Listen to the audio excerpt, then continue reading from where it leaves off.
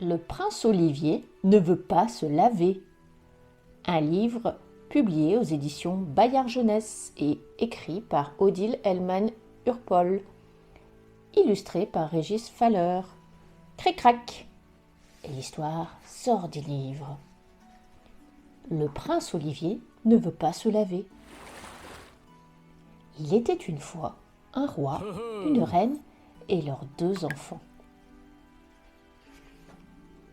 Les habitants du pays étaient très fiers du roi Hubert, de la reine Isabelle et de la princesse Marinette, mais ils avaient un peu honte du prince Olivier. Il était pourtant toujours gai, toujours prêt à rendre service. Il n'avait qu'un seul défaut, il ne voulait pas se laver. Aussi l'avait-on surnommé le prince mal débarbouillé. Le matin, la reine Isabelle lui disait en l'embrassant « Prince Olivier, mon fils, il faut vous laver. Vos joues sont toutes noires et vos mains toutes collantes. » Mais le prince Olivier répondait « Reine Isabelle, ma mère, pourquoi me laver, puisque je vais me salir en jouant dans le parc ?» À midi, le roi Hubert lui demandait « Prince Olivier, mon fils, vous êtes-vous lavé aujourd'hui ?» Et le prince Olivier lui répondait « Non, roi Hubert, mon père, je ne me suis pas lavé aujourd'hui, mais je me suis lavé les pieds le mois dernier. C'est bien assez. »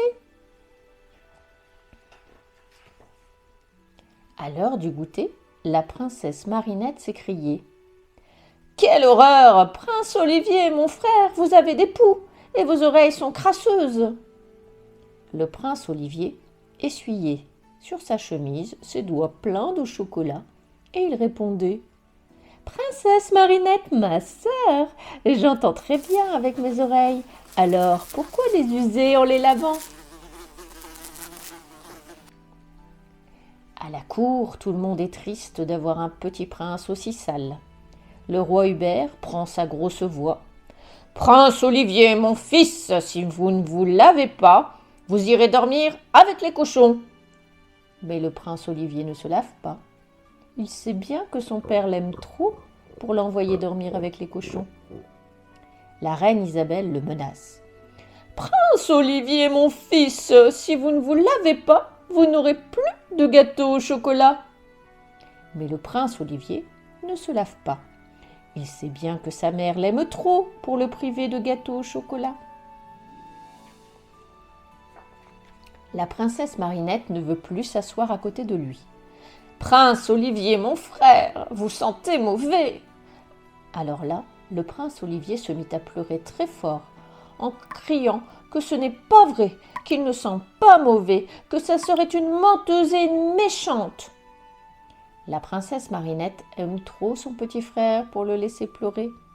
Elle retourne s'asseoir à côté de lui, et le prince Olivier ne se lave toujours pas. Un soir, la grand-mère du prince Olivier, la reine Marguerite, arrive au palais. On lui raconte que le prince ne veut toujours pas se laver. Alors, en grand secret, pour ne pas réveiller le prince, la reine Marguerite réunit tout le monde. Le roi, la reine, la princesse Marinette, les gardes, les valets, les servantes, les cuisiniers. Tous ensemble, ils établissent un plan de bataille.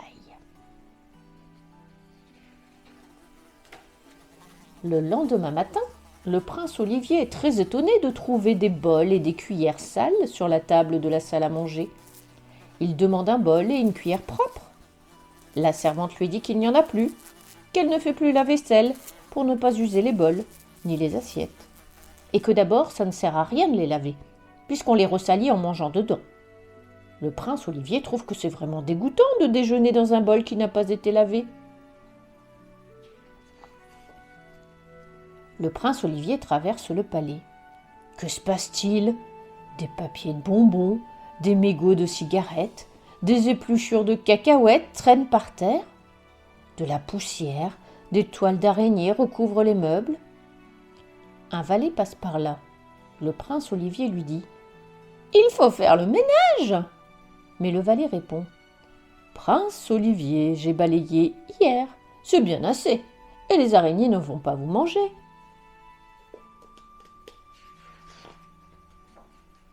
En l'honneur de la reine Marguerite, la famille royale est réunie dans la grande salle de gala.